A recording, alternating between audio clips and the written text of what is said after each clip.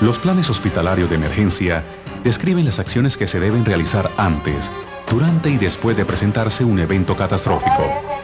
Deben planearse y escribirse con anticipación y tener en cuenta las amenazas, la vulnerabilidad y los efectos esperados, así como las responsabilidades que los diversos componentes de la organización deben asumir en cada caso específico.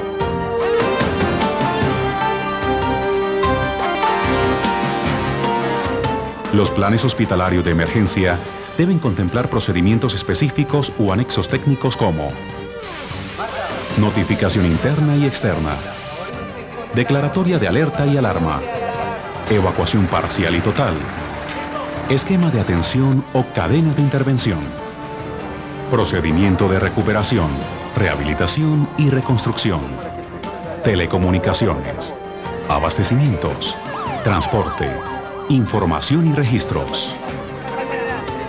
Las instalaciones de salud son claves esenciales durante un desastre. Por ello es necesario mantener su capacidad de funcionamiento y además proteger la vida de sus ocupantes. En situación de desastre, los hospitales deben continuar con el manejo de los pacientes ya ingresados y además atender al mayor número de personas afectadas por el evento. Una entidad hospitalaria es una estructura compleja, porque involucra servicios de salud diversos, además de actividades análogas a servicios de hotelería. Así, evacuar es una decisión difícil, sobre todo en entidades de mayor complejidad, que requieren el traslado de pacientes en estado crítico. Las entidades hospitalarias deben procurar garantizar la permanencia de las personas en condiciones de seguridad aceptables, que permitan atender a los pacientes en condiciones extremas, creando alternativas para una mayor protección de los pacientes. Uno de los puntos de mayor complejidad al evacuar es el traslado de pacientes críticos, que por su condición requieren de toda la asistencia para movilizarse, ya que es delicado y potencialmente peligroso para su integridad física. Evacuar de manera innecesaria representa un alto costo económico y de credibilidad para los hospitales frente a la comunidad en la que prestan sus servicios.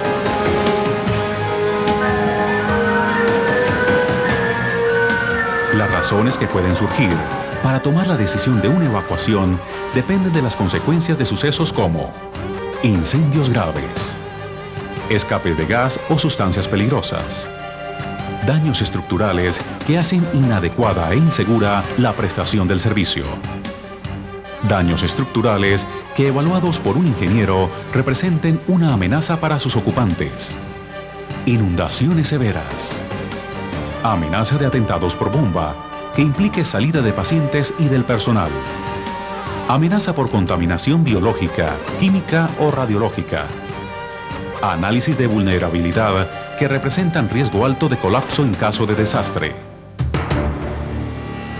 Plan de evacuación.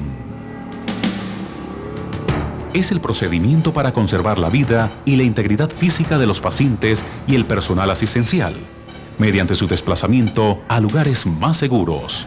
Debe contener un objetivo con responsabilidades claras que deben asumir las personas encargadas de cada área o edificación para realizar las actividades previstas o las especiales con mayor eficiencia y una coordinación efectiva.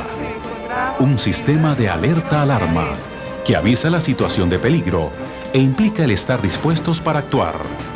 Es la señal que se debe adoptar para indicar la salida inmediata de la institución. Se debe determinar la persona autorizada para dar la orden y activar la alarma. Las rutas de salida son los caminos principales y alternos para una evacuación segura. Se eligen teniendo en cuenta las amenazas existentes en la edificación y las medidas de mitigación y control. Se debe elaborar un plano para ubicar en cada área las salidas.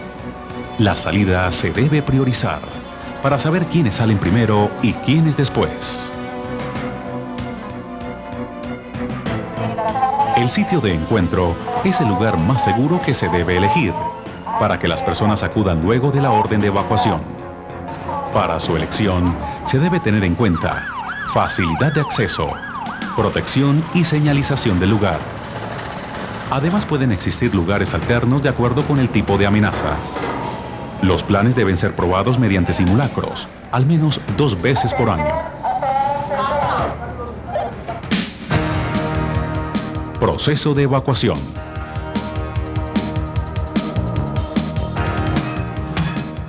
Detección del peligro.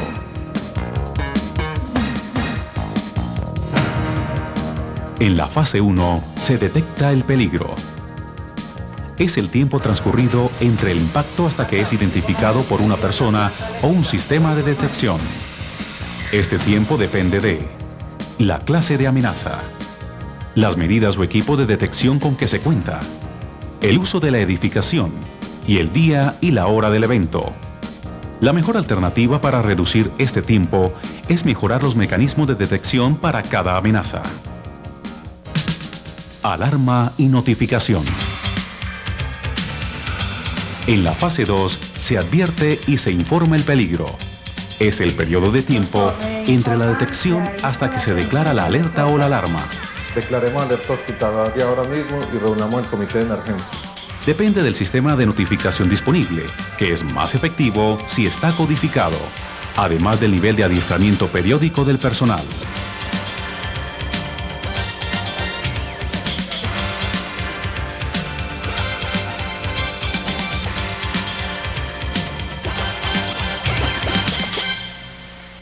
Respuesta del personal. Preparación de la evacuación. Es el tiempo de preparación para que los empleados inicien la evacuación. Depende de la magnitud de la amenaza, de las condiciones personales y del adiestramiento en normas de autoprotección. Son todas las actividades que realiza el personal luego de la voz de alarma, hasta que la primera persona se encuentra en el lugar de salida o en el límite de la zona de riesgo. Durante este lapso se debe verificar el número de personas que hay en el lugar, disminuir la generación de nuevos riesgos, proteger los objetos valiosos, solo si es posible, recordar el lugar de reunión acorde con el tiempo de peligro o amenaza, salida del personal. Es el tiempo que dura la evacuación del personal hasta llegar al sitio de encuentro. Transcurre entre el momento en que la primera persona llega a la puerta de salida hasta que todas se han retirado de la zona de riesgo y se ubican en el punto de reunión final. Este tiempo depende de la distancia a recorrer, el número de personas a evacuar, la capacidad de las vías de salida, el acceso al punto de encuentro, las limitantes que representa el riesgo. El tiempo de una evacuación es la suma del tiempo de cada una de las fases. Para disminuir este tiempo, se requiere intervenir de manera efectiva cada fase. Por ejemplo, la instalación de un sistema de detección de incendios, entrenamiento del personal en el manejo de extintores y mejorar la capacidad de las vías de salida. Evacuación de pacientes. Los primeros para evacuar serán los pacientes que se puedan movilizar por sí mismos o que cuentan con la ayuda de un familiar. Muchos lo hacen sin solicitar el permiso para salir. Para evacuarlos, se requiere definir claramente su condición y la necesidad de permanecer hospitalizados para remitirlos a otra institución o ser dados de alta. Para evacuar a los pacientes es necesario determinar el orden de evacuación de acuerdo al estado de salud, para que se asignen los recursos necesarios. Asignar funciones de apoyo a los pacientes que puedan valerse por sí mismos. Si hay visitantes, procurar que acompañen y ayuden a evacuar a la persona que acompañan. Asegurarse de colocar apropiadamente catéteres y otras sondas. Verificar que todas las sondas a tórax estén selladas. Comprobar que todos los catéteres intravenosos funcionen.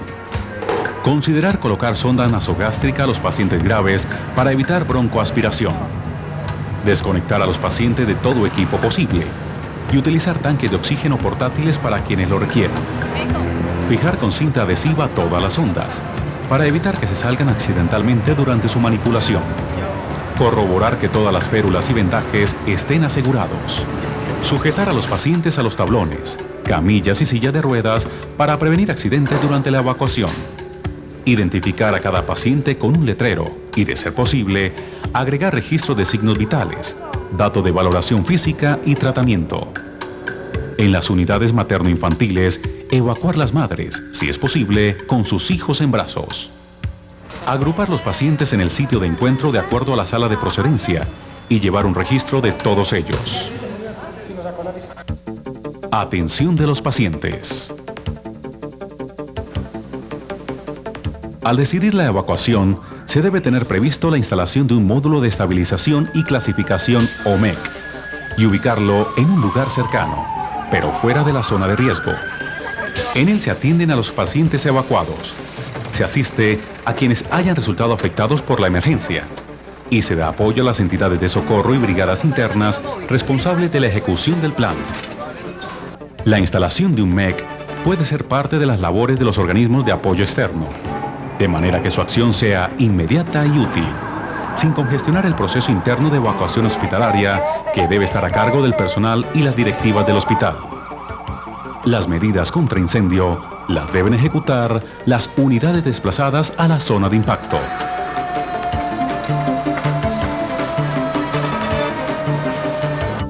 En el MEC se realiza el registro de pacientes evacuados, su estado de salud y el triaje de pacientes, como en el caso de una emergencia externa, con los siguientes parámetros. Rojo, para los pacientes en estado crítico recuperable. Son de primera prioridad y deben ser remitidos a instituciones de tercer nivel. Amarillo, para los pacientes en estado crítico diferible. Son de segunda prioridad y se remiten a instituciones de segundo nivel. Negro, para los pacientes en estado crítico no recuperable. Son de tercera prioridad. No se remiten, sino que se les prestan servicios paliativos en el MEC. Verde, para pacientes no críticos. Son de cuarta prioridad y se remiten a instituciones de primer nivel. Blanco, para las personas fallecidas. No deben ser movilizados y se les debe practicar los procedimientos médico-legales en el MEC. El retorno de los pacientes al hospital debe organizarse en sentido inverso al orden de la evacuación inicial. Si no es posible el retorno de los pacientes al hospital, es necesario desde el MEC realizar la referencia y contrarreferencia de los pacientes a los demás hospitales de la red municipal o departamental, según los lineamientos de la Comisión de Salud del Comité Local de Emergencias y de las cadenas de intervención.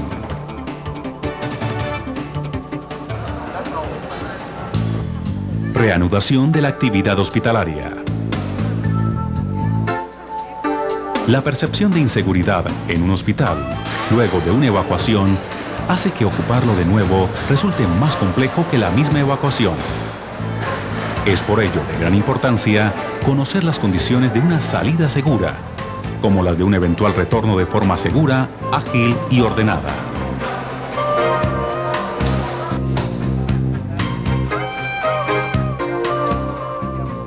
Las autoridades locales de salud, así como el nivel gerencial de cada institución hospitalaria, deben priorizar en los establecimientos de salud los análisis de vulnerabilidad frente a las amenazas externas e internas, con el fin de tomar las medidas necesarias y evitar evacuaciones innecesarias y la pérdida o reducción de la capacidad de respuesta de este servicio esencial para la población.